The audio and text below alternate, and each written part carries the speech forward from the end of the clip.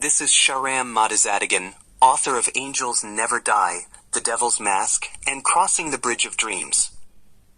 Today, I want to share something really close to my heart, my second short story, inspired by Angels Never Die. It's a story about love, pride, and the quiet strength we find in the people we sometimes take for granted. I hope, as you listen, it touches you the way it did me while writing it. Title: A Father's Look. Autumn was almost over, and the air was getting colder by the day. A young man finished his breakfast, put on his warm coat, and headed to the university. In the courtyard, he spotted Amir Ali walking toward the classroom.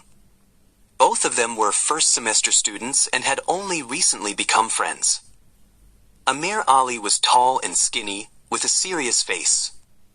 From the way he spoke and answered questions in class, it was clear he'd been one of the top students in his high school. The young man hurried up and caught him right at the classroom door.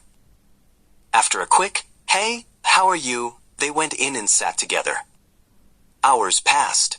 It was around 1 in the afternoon when a man in work clothes walked into the university courtyard, his hair and shoulders covered in dust and plaster. He stopped to ask a few students some questions, but each one shook their head and moved on. The young man approached him and said, "Excuse me, sir, can I help you with something?" The worker stepped closer. "Do you know Amir Ali?" "Yes," the young man replied. "We're classmates." The man hesitated, a bit shy. "Then please give him this package." "What's inside?" the young man asked. The worker was silent for a moment, then said quietly, "It's some food. I think he forgot to take his lunch today." "And how are you related to him?" The worker looked down, shifted on his feet, then finally murmured, "I'm a friend of his father's. His dad sent the food." He handed over the small food container and hurried away. Barely a minute later, Amir Ali came out of the library.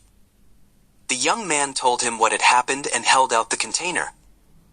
"This is from your dad's friend. He brought it all the way here for you." Amir Ali looked surprised. "My dad's friend? Where is he now?" The young man glanced around and saw the worker leaving the campus gates. He pointed.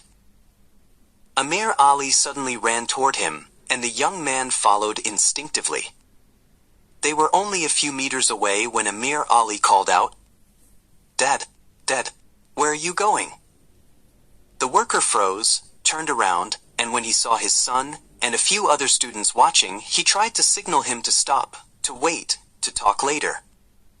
But Amir Ali didn't let him walk away again. He ran up, threw his arms around his father, still covered in plaster dust, and said, "Dad, why did you come all this way? You didn't have to." The man smiled, a quiet, proud smile. His eyes shone with love and pride, and for a long moment he couldn't move at all. The young man watching felt as if, right then, all the tiredness of a lifetime drained out of that worker's body. Finally, the father spoke. "My boy, I work in a building close by." He pointed in the distance. "Look, your mother's over there." Behind a metal fence, a short, slightly chubby woman in a black chador was standing, watching them with a warm smile. Amir Ali turned, his face lighting up. "Oh wow, Mom's here too." And he ran off toward her. After he left, the worker looked at the young man and said softly, "I was afraid he might be ashamed. Maybe of me, maybe of my clothes. I never knew what picture he painted of me for his friends."